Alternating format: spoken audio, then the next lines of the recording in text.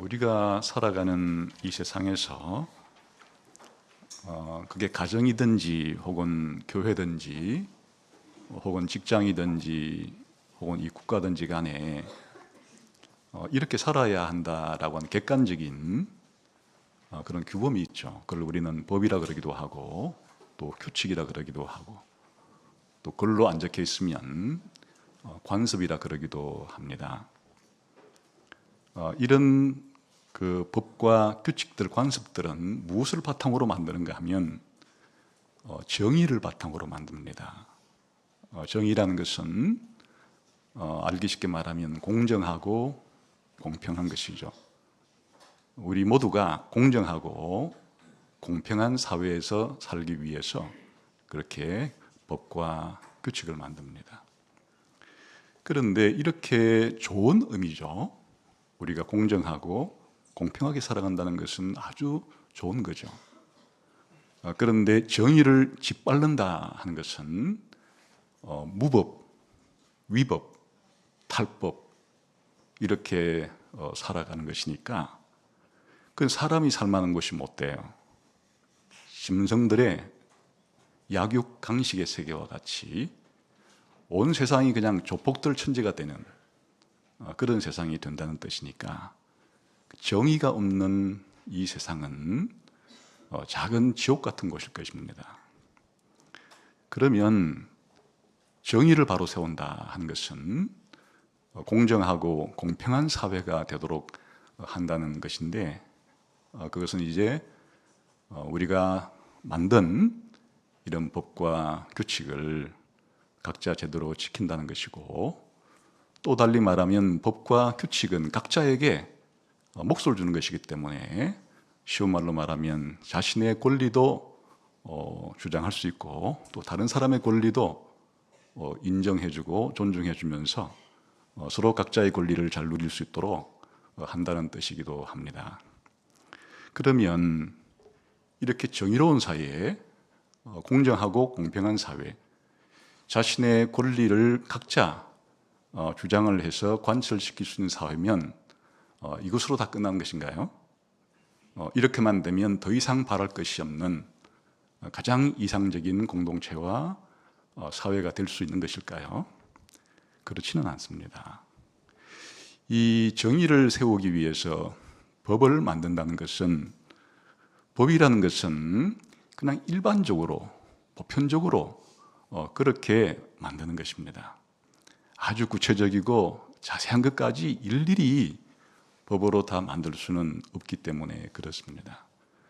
만일 우리가 하는 행동 하나하나까지 다 법으로 만든다면 이 세상은 수백, 수천만, 수억 개의 법을 만들어도 다 모자랄 것이기 때문에 법이란 일반적이고 보편적으로 이 정도 되면 그래도 어느 정도 다수가 공정하고 공평한 사회에 살 수 있겠지 정도로 하는 것이지만 그것을 이제 우리가 법을 잘 지키려고 자기 권리를 주장한다는 뜻인데 이렇게 정의를 지키기 위해서만 살아가도 이제 문제가 생기게 됩니다. 개인적인 구체적인 상황들을 다 법이 완전하게 다 보도넘어 주지 못하기 때문에 이 사회는 어찌 보면 숨막히는 사회가 될 것이에요.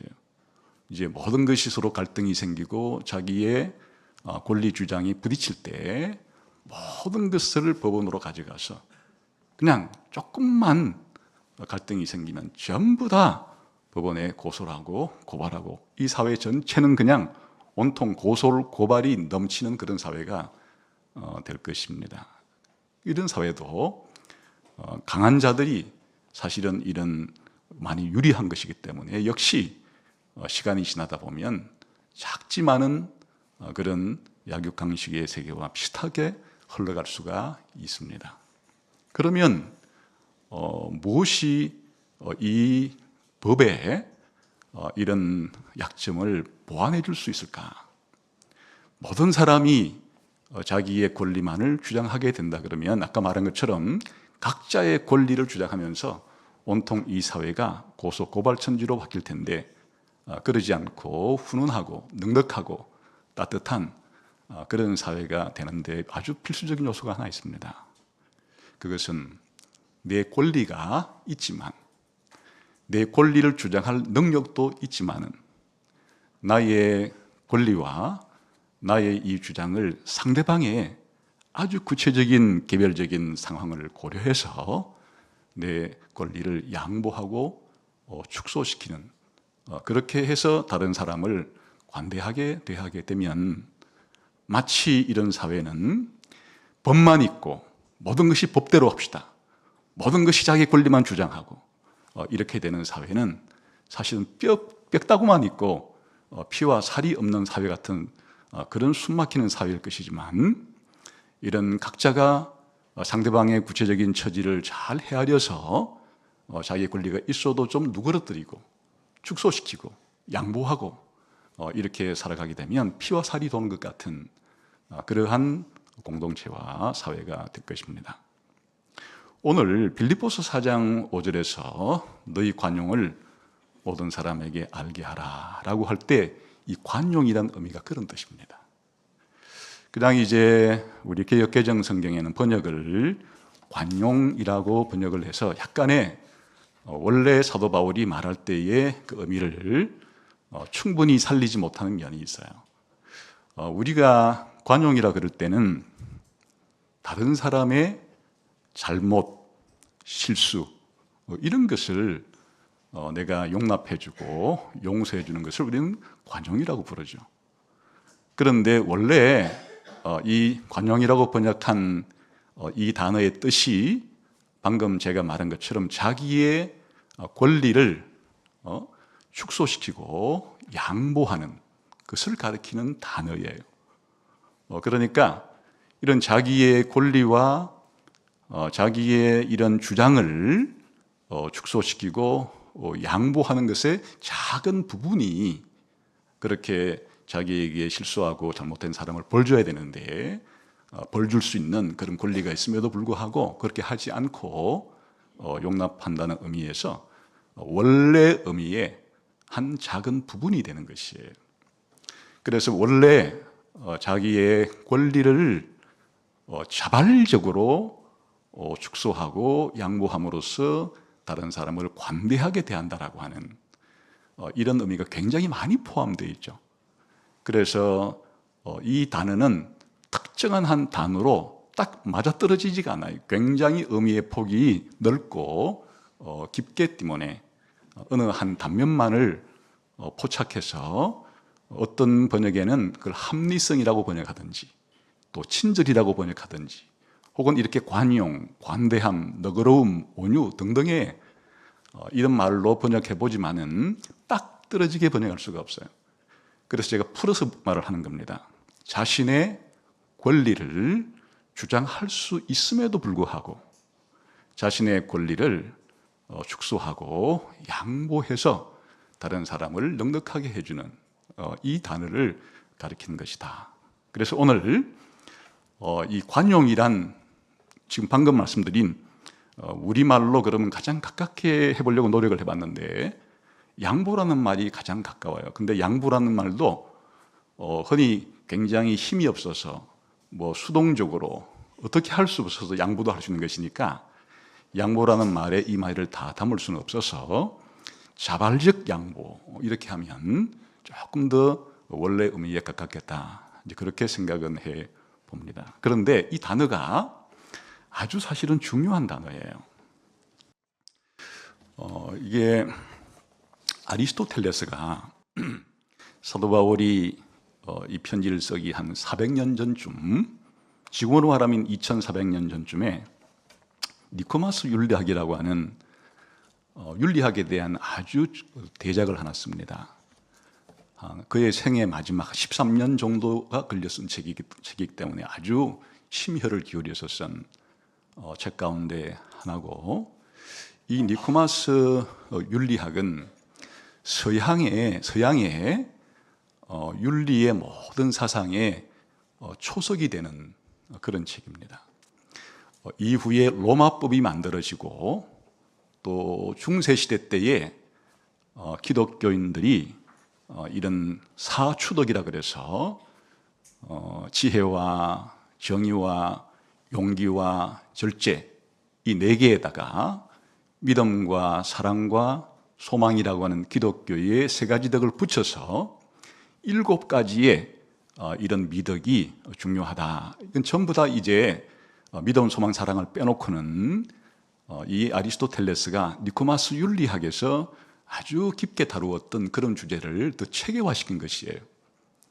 그리고 이제 이것이 근대에 들어와서 칸트가 의무윤리라 그러는데 이런 의무윤리가 나오고 또 흔히 말하는 벤당 같은 사람이만 공리주의 윤리라는 게 나오게 되는데 이 모든 것들에도 사실은 그 밑바탕에 있어서 이것을 아리스토텔레스가 니코마스 윤리학에서 말한 것을 찬성하든지 혹은 반대하든지 이렇게 해서 이제 서양 역사에 있어서 윤리에 대한 사상이 형성되게 됩니다.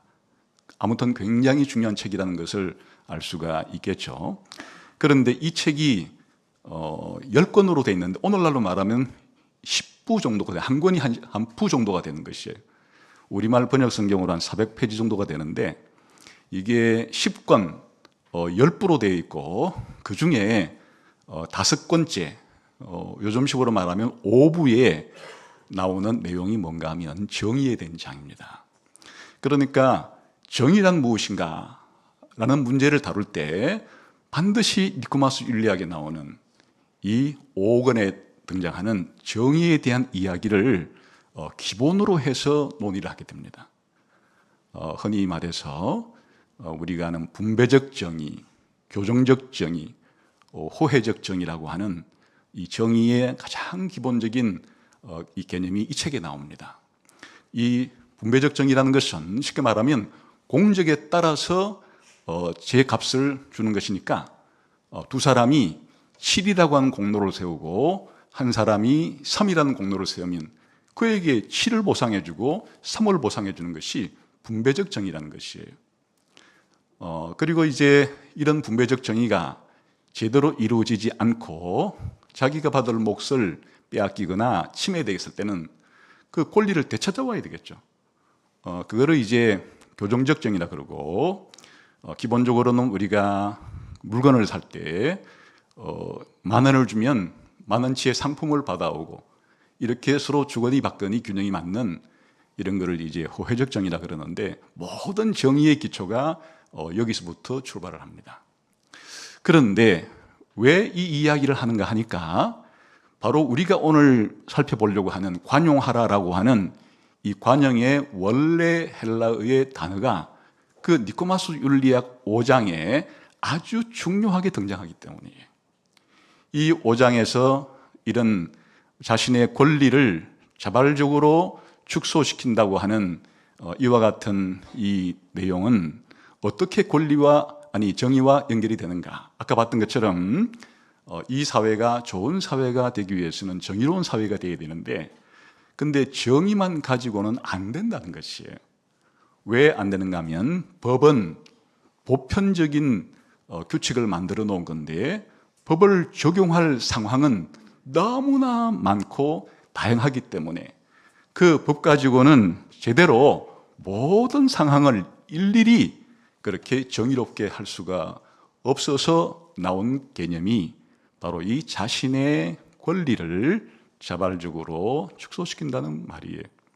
이것을 예를 들기 위해서 아리스토텔레스는 레스보스 섬에서 건축가들이 사용하는 납자의 비유를 들었어요. 보통 우리가 자를 쓸 때는 아주 딱딱한 재질로 당시로 보면 나무 같은 재질로 그렇게 이제 자를 되는데 그거는 반듯한 것을 지을 때는 그런 딱딱한 자가 필요하죠. 근데 이 레스보스 섬은 화산 지역에서 폭발한 많은 돌들이 네모 반듯한 돌이 아니라 아주 꾸불꾸불하고 이렇게 이와 같은 돌들이 많았기 때문에 그런 돌을 지을 때는 이 딱딱한 나무로 된 자를 가지고는 잴 수가 없죠. 쉽게 말하면 공 같은 거를 잴 때 딱딱한 직선자를 가지고 재면 안 되는 거잖아요. 그래서 이제 그 당시로 이 굽힐 수도 있고 구부릴 수가 있으면 납을 가지고 자를 만들어 가지고 울퉁불퉁한 그런 바위를 따라서 그렇게 누르게 되면 나중에 그런 돌들을 건축할 때 이 납자를 가지고 사용하게 되면 딱 울퉁불퉁한 그런 돌들도 체계적으로 쌓아 올릴 수 있는 그런 자가 이 납자라는 거예요. 그러니까 이 직선자라는 것은 뭔가 하면 바로 법이고 정의 같은 것이에요. 항상 보편적이고 일반적으로 그렇게 만들어 둔 것이지만 이것으로 다 잴 수가 없는 상황이 발생하는 거예요. 개개인의 구체적인 사항들은 너무 다양하기 때문에 만들어 놓은 법 가지고 그거를 그냥 기계적으로 적용하게 되면 오히려 정의가 사라지는 불의가 생기기도 하는 거예요. 법을 잘 엄격하게 적용한다고 했는데 너무 상황이 다르니까 적용받는 사람에게는 피해가 가는 것이에요. 그래서 이제 필요한 개념이 바로 에이코스라는 이 원래 단어인데 이것은 이와 같은 정의의 보완책인 거예요. 정의만 가지고는, 법만 가지고는 다 할 수가 없어서 법이 가지고 있는 이 태생적인 한계인 모든 사람에게 100% 모든 상황에 똑같이 적용할 수가 없는 이런 상황을 바로 이 양보라고 하는 이런 개념이 구체적인 상황에 맞추어지는 것이 필요하니까 법을 무시하거나 정의를 무시하는 게 아니고 오히려 정의를 지키고 오히려 법을 잘 지키는 방식은 이와 같이 구체적인 상황에 맞게끔 그렇게 법을 적용하는 것이 필요하다. 그런 뜻이 되겠죠. 법의 보완이 되기도 하고 더 나아가서는 법을 어떤 면에서는 완성시키는, 정의를 완성시키는 이 정의보다 더 뛰어난 그런 요소를 가지게 되죠. 그래서 아리스토텔레스는 우리가 지금 관용이라고 부르는 이 개념을 거기다 쓴 거예요. 정의가 중요하지만 정의만 가지고는 되지 않는 상황에 이 관용이 필요하다. 지금 말하는 관용, 우리나라 말의 관용이 아니고 지금 원래 의미로서 이렇게 자신의 주장과 권리를 양보함으로써 각 사람에게 맞추어주는 이것이 필요하고 이와 같은 이 양보는 이런 정의를 보완할 뿐 아니라 완성시켜 주기도 한다. 이런 뜻으로 이제 이 내용을 썼기 때문에 지금 사도 바울이 이 너희의 관용을 모든 사람에게 알게 하라라고 했을 때 이 그리스 로마 사회는 이와 같은 개념들을 잘 알고 있는, 특별히 이 빌립보라는 도시는 로마의 식민 도시로서 로마 본토 사람과 똑같은 로마법의 권리를 주장하면서 살아온 사람들이기 때문에 이 말이 무슨 말인지를 잘 아는 것이에요. 이게 무슨 뜻인가 하면 너희에게 권리도 있고 또 권리를 주장할 능력도 있지만은 자신의 권리를 축소시키거나 양보해서 다른 사람들에게 너그럽게 대하는 그런 삶을 살라 하는 말이 무슨 말인지를 금방 알아듣게 되는 것이에요. 그래서 이제 사실은 이 말이 굉장히 풍성하다 그랬죠. 한 3가지 차원 정도의 의미를 함축하고 있는데 가장 첫 번째 차원은 이렇게 이제 법을 구체적인 상황에 잘 적용하려고 그러면 그걸 인식을 해야 되겠죠. 머리를 가지고 이 법을 적용하려고 하다 보니까 상황이 너무나 다르네? 예를 들면 뭐 아주 지금 갑자기 생각이 난 거지만 이런 비유를 한번 들어봅시다. 내일 12시에 우리가 만나서 함께 계약서를 씁시다. 만일 12시에 나타나지 않으면 당신은 상당한 벌을 받도록 그렇게 이제 정했다고 해봅시다. 근데 나타나지 않았어요. 그래서 그 사람에게 벌금으로 책정해 놓은 한 5천만 원 정도를 내라. 이렇게 하는 것은 이게 정의고 규칙이죠. 그렇게 정했으니까. 그런데 나중에 와서 듣고 보니까 어머니가 갑자기 심장마비로 쓰러져서 어머니를 병원에 모시고 오느라고 내가 늦었다. 그러니까 이것은 원래 처음에 약속을 하고 계약을 할 때보다 예상치 아니한 아주 특별한 상황이 생긴 거예요. 근데 그때도 안 돼. 나하고 너는 이 약속 시간에 늦어서 그렇게 되면 5천만 원 벌금을 내기로 했기 때문에 벌금을 내 하는 것은 뭘 지키자는 뜻이에요? 정의를 구현하려고 하는 것이고 법을 철저하게 지키자는 것이에요. 그런데 여기서 말하는 이런 관용은 그를 더 넘어서서 그랬습니까? 그런 사정이 있었군요. 그런 경우라면은 제가 받기로 한 그 벌금을 바치를 않겠습니다. 이래야지 사회가 돌아가지. 그냥 한번 그렇게 서로 약속하고 법이라면 뭐 어디에 칼이 들어와도 바늘구멍 하나 들어갈 그런 틈새까지도 다 차단시켜 가지고 그런 식으로 엄격하게 적용을 하려고 하면 그게 정의로운 사회이긴 한데 법대로 하는 사회이긴 한데 숨막히겠죠.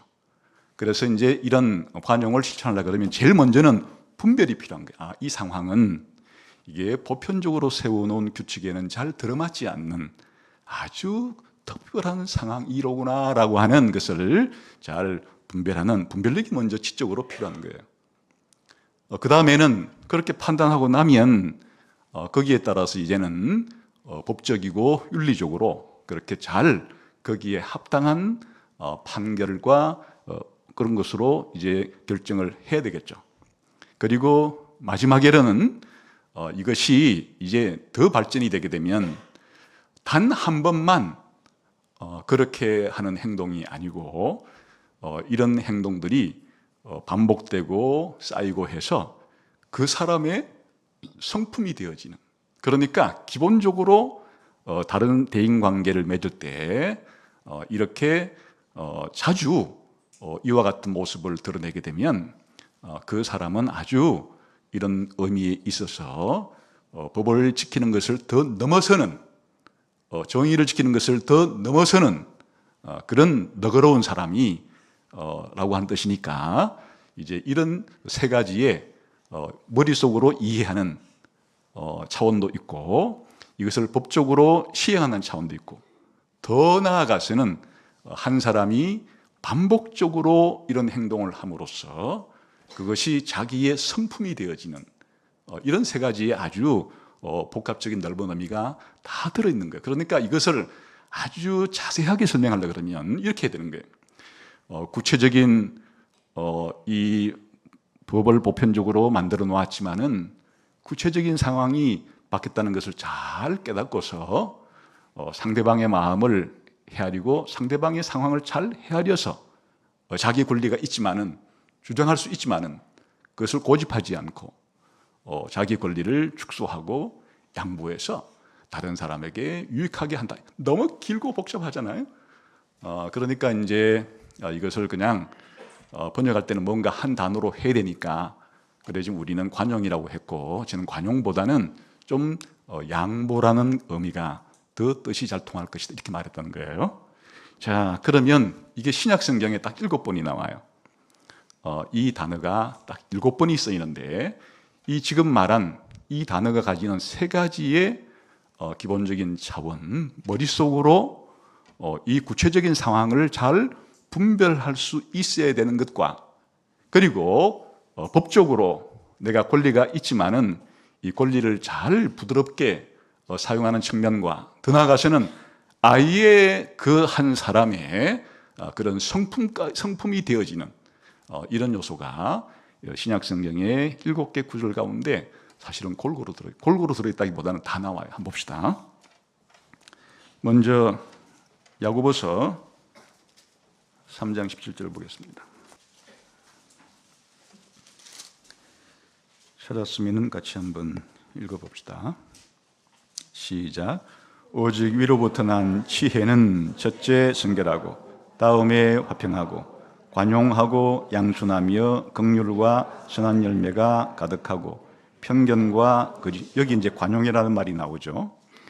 근데 이런 관용은 앞에 뭐로부터 발생하는 것인가 하니까 위로부터 난 지혜, 하나님께로부터 난 지혜, 하나님이 주시는 지혜에 속한 것들이 뭐가 있느냐 여러 가지를 열거하면서 그 중에 하나가 바로 이 관용이라고 나오죠.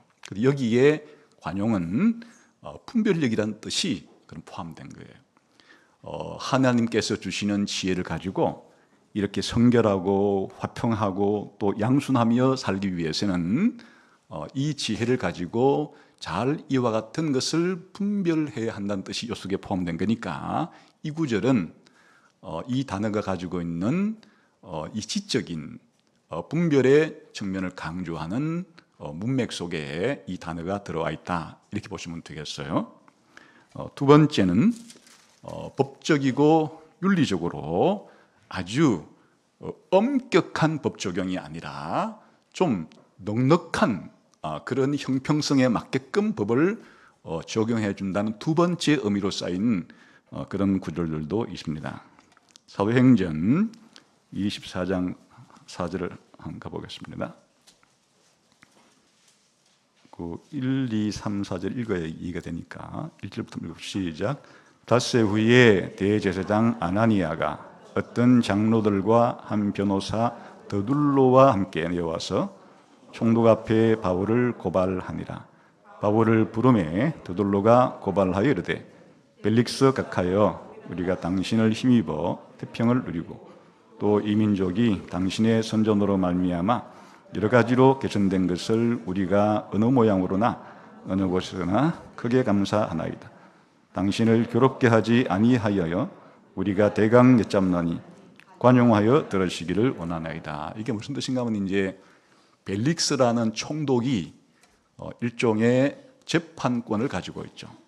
그래서 이 도돌로라고 하는 이 변호사가 바울을 고발하면서 관용을 부탁을 드리나이다, 이렇게 말하는 것은 잘 이것을 적용을 잘 해 주어서 판결을 내려 주십시오라고 할 때 지금 관용이라는 단어를 쓴. 그러니까 너무 엄격한 잣대로 너무 그렇게 해주시지 마시고 제가 하는 말을 잘 이해해 주어서 제가 하는 사항을 잘 헤아려 주시기를 바랍니다 라고 하는 의미로 총독 각하의 관용을 기대하는 이런 내용이 나오죠. 그 다음에 베드로전서 2장 18절 한번 가봅시다. 찾았으면 같이 읽어봅시다. 시작. 사왕들아 범사에 두려워함으로 주인들에게 순종하되 선하고 관용하는 자들에게만 아니라 또한 까다로운 자들에게도 그러하라. 이 보면 이제 주인이 있는데 주인은 종에 대한 권리가 있죠. 고대 사회에서 권리가 있는데 두 종류의 이 주인이 있다는 거예요. 자신의 권리를 아주 철저하게 적용해서 그렇게 이 노예들 혹은 이 종들을 그렇게 엄격하게, 까다롭다는 그런 말이 아주 애누리 없이 아주 엄격하게 빡빡하게 그렇게 적용하는 주인이 있고, 관용한 주인이라는 것은 꼭 반대를 가리키는 것이에요. 물론 주인으로서 권리가 있는데 좀 종이 아침에 좀 어제 일을 너무 많이 해가지고 피곤해서 감기가 걸렸으면은 오늘 하루쯤은 쉬어라 이렇게 나와야지, 이 까탈스러운 아까 그 주인은 네가 종인데 네 감기가 어디 있어? 그건 사치야. 오늘 또 나와. 이렇게 그건 권리예요. 고대 사회에서 이 주인은 종의 생살 여탈권까지도 심지어 할 수 있는 그런 강력한 어떤 권한도 있는 것이기 때문에, 그러니까 이제 주인이 자신의 주인으로서의 권리를 가지고 종을 대할 때 자기 권리를 100% 확실하게 써서 그렇게 아주 엄격하게 종을 다스리는 그런 주인이 있는 반면에, 주인이 그런 권리를 다 가지고 있지만은 자기 종의 형편을 헤아려서 그 종의 형편에 맞게끔 주인이 일을 시킬 수도 있는데 실하게 하기도 하고, 이런 식으로 해줄 때 바로 무슨 까다로운 주인과 아주 관용하는 이 주인이 있을 때 둘 다 그래도 네가 잘해야 된다. 까탈스러운 주인한테는 막 대들고 관용 잘 해주는 주인에게만 잘하라 그런 게 아니고 둘 다 잘해야 된다. 이런 문맥 속에서 여기서도 이제 이 관용이라는 것이 주인이 자기 권리를 가지고 종을 완벽하게라기보다는 아주 엄격하고 철저하게 할 수 있지만은 자기 권리를 잠시 내려두고 좀 권리를 축소해서 종에게 좀 관대하게 대하는 것을 관용이라고 부르는구나. 이게 이제 법적이고 윤리적인 차원에서 하는 이야기예요. 권한을 가지고 있는 자가 하는 것이니까. 그럼 세 번째, 이것이 단순히 이렇게 한 번에 어떤 행동을 그렇게 베푸는 정도가 아니고 이것이 반복되고 누적되고 습관이 되어서 아예 그 사람의 성품 자체가 되어버리는 이런 대인관계를 맺을 때에 성품적인 측면으로서 이제 관용을 말하는 게 아주 가장 많아요. 한번 봅시다. 고린도 후서 10장 1절이에요. 고린도후서 10장 1절 봅시다. 시작. 너희를 대면하면 유순하고 떠나 있으면 너희에 대하여 담대한 나 바울은 이제 그리스도의 온유와 관용으로 친히 너희를 권하고. 이게 이제 무슨 말인가면요, 고린도 교회의 일부 사람들이 바울을 비난했어요. 바울이라는 사람은 편지를 쓸 때는 아주 엄격하게 그렇게 우리를 대하는 것 같더니만 직접 와가지고 얼굴 보니까 꼬리 내리고 아주 사람이 그렇게 유순하기 짝이 없네? 이렇게 하는 거예요. 그래 바울이 이제 그 얘기를 듣고 무슨 말을 하는가 하니까, 사실 내가 만났을 때 그렇게 부드럽고 여러분들을 유순하게 그렇게 대한 것은 그리스도의 온유와 관용을 내가 본받아서 그것을 실천하고 있기 때문이다. 이렇게 답변하는 거예요.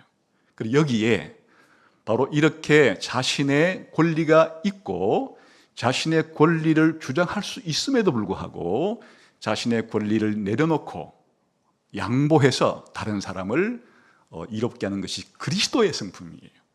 그러니까 이 온유와 관용이 짝을 이루고 있죠.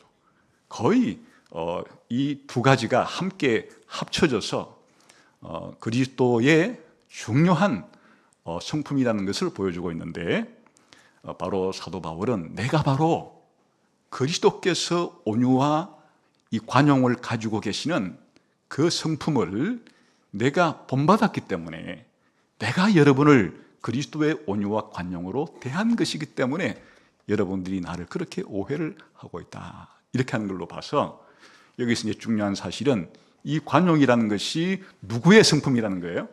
그리스도의 성품이에요. 그래서 이 관용이라고 부르는 이 자체가 빌립보서 2장 5절부터 11절에 나오는 그리스도께서 하나님으로서의 자기 권리가 있죠. 하나님으로서의 자기 권리만 주장할 수 있죠. 그런데 하나님으로서의 자신의 권리를, 자신의 주장을 내세우지를 않고 오히려 만왕의 왕 되신 분이 오히려 종이 되어지는 이와 같은 것이 겸손의 모델이기도 하지만 오늘 우리가 살펴보려고 하는 이런 관용의 모델이기도 한 거예요. 그러니까 이런 관용이라는 것은 우리를 구원하기 위해서 이 땅에 오신 우리 주 예수 그리스도를 특징 짓는 가장 중요한 그런 성품 중에 하나로서 이 관용이라는 것이 여기에 등장한다는 것을 알 수 있어요. 그러니까 예수님이 어떨 때 기분 좋을 때는 관용을 하고 또 기분 나쁠 때는 관용, 이렇게 하는 게 아니라 이거죠. 예수님은 그가 이 땅에 오셔서 죽으실 때까지 그의 성품 자체가 이렇게 온유와 관용을 가지신 그런 것이니까, 이것은 예수님이 무슨 일을 대할 때든지 누구를 대할 때든지 어디서든지 예수님의 이와 같은 성품을 잘 보여주는 것이겠죠. 그리스도의 성품이다 하는 것을 기억해야 하고, 그 다음에 디모데전서 3장 3절을 한번 보겠습니다. 2절부터 읽으면 더 좋겠네요. 2절 3절 시작. 그러므로 감독은 책망할 것이 없으며 한 아내의 남편이 되며 절제하며 신중하며 단정하며 나그네를 대접하여 가르치기를 잘하며 술을 즐기지 아니하며 구타하지 아니하며 오직 관용하며 다투지 아니하며 돈을 사랑하지 아니하며. 여기에 감독, 장로, 교회의 지도자를 가리키는 것이에요. 그럼 교회의 지도자가 갖추어야 될 그런 자질을 여러 가지를 쭉 설명하는 가운데 여기 관용이라는 말이 나오죠. 근데 이 관용이라는 말과 앞뒤에 붙어 있는 말이 뭐예요? 구타하지 않고 다투지 않고 그 사이에 관용하며라고 되어 있으니까 이게 서로 연관성 있는 단어를 그 중간에 모아놓은 거란 말이죠. 그러니까 이 관용이라고 하는 것 자체는 하지 않으면 다투고 또 뭐라 그랬어요? 구타라는 자체가 그냥 자기 권리를 주장하는 것을 넘어서서 지나치게 강압적으로 하기도 하고, 이렇게 하다 보면 당연히 싸움밖에 더 나겠어요? 그러니까 관용이라는 것은 그런 게 아니라 그래요. 자기의 권리를 지나치게 강압적으로 그렇게 상대방에게 하도록 강요하거나, 혹은 이러하다 보니까 성도들과 자꾸 다투거나 이러면 교회 지도자로서의 결격 사유가 되겠죠. 교회 지도자는 예수님을 닮아서 교인들의 상황이 여러 가지겠죠. 그러니까 기본적으로 교회도 정관이 있고 교회도 내려오는 관습이 있습니다. 그런 것들을 천편일률적으로 적용을 하게 되면은 많은 연약한 사람들이 이 기준으로 보게 되면 아주 빡빡하고 힘이 들겠죠. 그럴 때 예수님을 닮아서 교회의 지도자도 교회 지도자로서의 이와 같은 어떤 것들을 권리가 그것을 또 시행할 수 있음에도 불구하고 때로는이에요. 항상이라는 것보다 때로는 이런 것들을 잘 시행할 수 있는 사람이어야만 한 단체를 잘 이끌어갈 수 있겠죠. 그럼 주일학교 교사도 마찬가지예요. 자기 반 아이가 4명이든 5명이든 교사로서 자기 반 아이들을 잘 지도할 때도 이런 성품이 필요하고, 또 한 어떤 단체나 혹은 위원회나 어떤 조직의 그런 장으로서의 역할하는 사람도 이런 관용의 성품이 필요하죠. 그래야 그 공동체 자체가 잘 원칙과 원리를 지키면서도 거기에 예외가 되는 많은 상황이 발생했을 때 제대로 이런 상황들을 유연성 있게 잘 그렇게 끌고 갈 수 있는 그런 자질이 바로 교회 지도자의 중요한 자질, 성품 가운데 하나로 이 관용이 나오는 것이니까 그리스도를 닮은 것이에요. 그러면 이런 관용은 너무 실천하기 어려우니까 예수님만 할 수 있어서 성품이 되고, 또 교회의 지도자급이나 되어야만 이런 관용을 베풀며 살아갈 수 있는 사람이 되어 있는 말은 그렇지 않아요. 모든 성도들이 이 관용을 실천해야 하는 거예요. 또 관용을 베풀므로써 우리의 성품 자체가 그렇게 관용적인 사람이 되어야 된다고 말하는 거예요. 그게 어디 나오는가 하면 디도서 3장 2절이에요. 이것도 1, 2절을 봅시다. 1, 2절을 시작. 너는 그들로 하여금 통치자들과 권세 잡은 자들에게 복종하며 순종하며 모든 선한 일 행하기를 준비하게 하며 아무도 비방하지 말며 다투지 말며 관용하며 범사의 온유함을 모든 사람에게 나타낼 것을 기억하게 하라. 이게 무슨 뜻입니까? 이제 사도 바울이 디도라고 하는 자신의 제자에게 교회 목회를 할 때 성도들을 이렇게 가르쳐라, 그런 뜻이에요. 성도들을 이렇게 가르쳐라. 그 성도들을 가르쳐서 성도들의 행동이 점차 반복을 함으로써 하나의 성품으로까지 형성될 만한 것 가운데 하나가 바로 뭐가 나왔습니까? 2절에 다투지 말며 관용하며 범사의 온유함을 모든 사람에게 나타내도록 가르쳐라. 그러니까 이것은 성도 전체가 모든 사람에게 해야 하고, 또 그런 하나의 성품처럼 되어야 될 중요한 덕목이 관용이라는 것을 알 수 있어요. 그러니 지금 이 신약 성경이 보여주는 이 관용의 상당 부분 중요한 것은 기본적으로 기독교인에게 있어서는 이 관용의 모델이 누구였어요? 예수님이시고, 또 관용을 앞장서서 실천할 사람이 누구였어요? 교회 지도자이고, 심지어는 모든 성도들이 모든 사람에게 관용을 해야 한다라고 말한 내용이 바로 이 부분이에요. 자, 지금까지 이제 6가지의 경우를 살펴봤는데, 아까 그런 벨릭스 총독이라든지 그 상전이라든지 이런 사람들은 주로 누구였어요? 그냥 그 교회 바깥에 있는 이방인들도 자기들이 어떤 지위의 권력을 가지고 있을 때, 자기 권리를 가지고 있을 때, 그런 행사를 할 때 법만 엄격하게 그렇게 적용하는 사람보다는, 법을 적용하는 것은 기본이지만 그 이상으로 그렇게 관용을 베푸는 그런 법관들과 관용을 베푸는 한 집안에 그런 주인 같은 사람들이 필요하다, 그런 쪽에 쓴 것이고, 기본적으로 이 교회의 문맥 속에서 이 관용하라 하는 것은 가장 기본적인 모델이 누구였어요? 예수님이시고, 그 예수님을 교회에 앞장서 일하는 일꾼들도 본받을 뿐 아니라 모든 성도들까지 사실은 이것은 함께 본받고 살아가야 될 삶의 방식이다라는 것을 알 수 있죠. 그런데 왜 이렇게 해야 되느냐? 한번 그 뒤에 봅시다. 3절부터, 그 디도서 3장 3절부터 좀 더 읽어봅시다. 시작.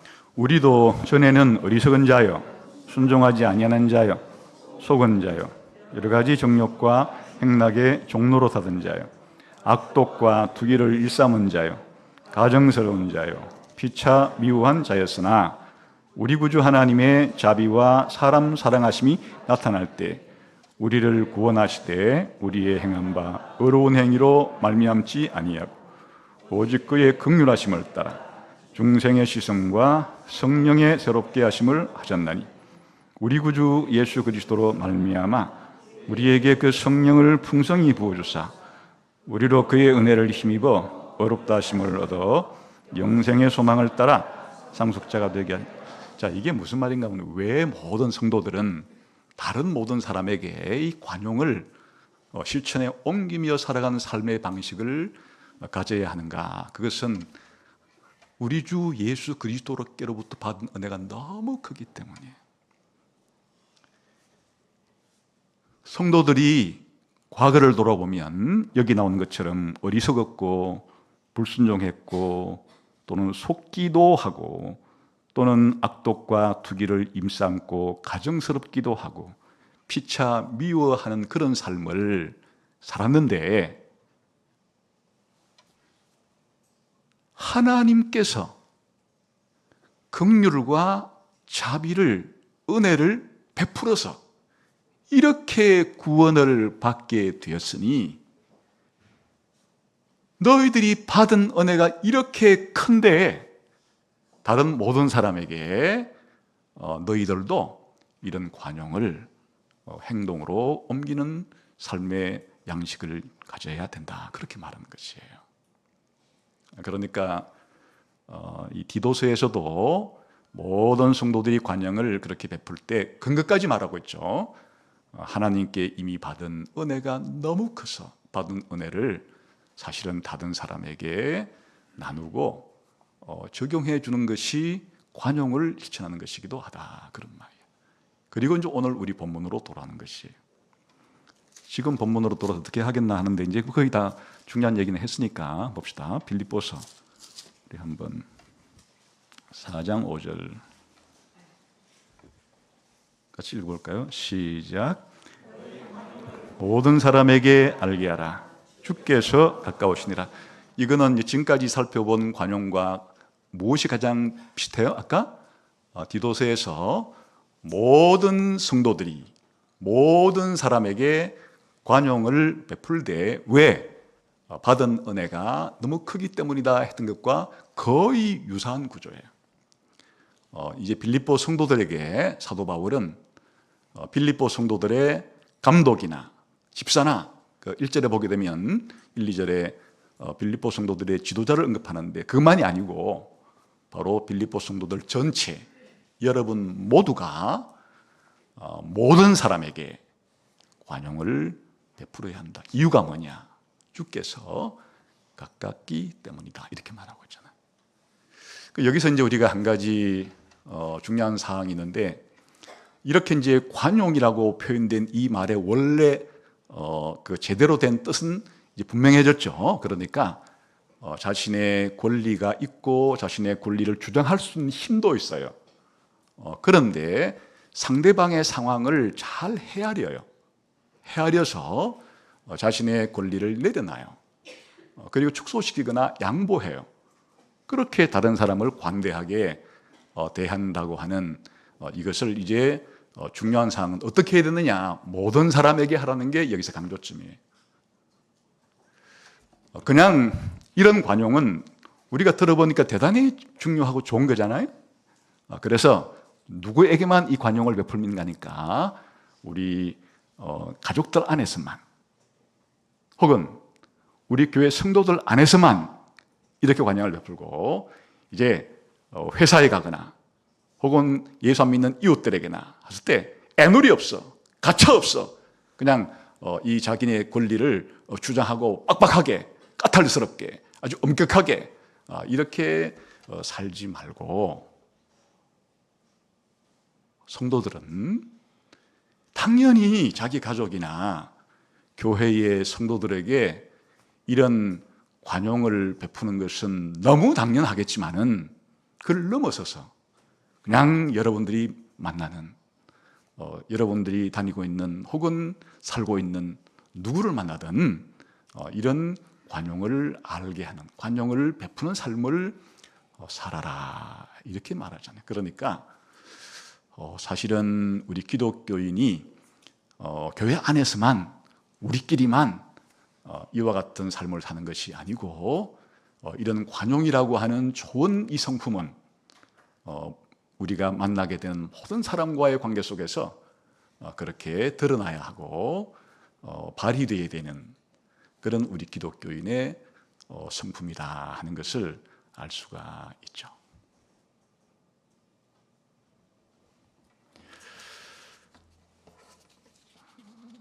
갑자기 우리가 기독교 살아간다는 게 어렵게 느껴져요.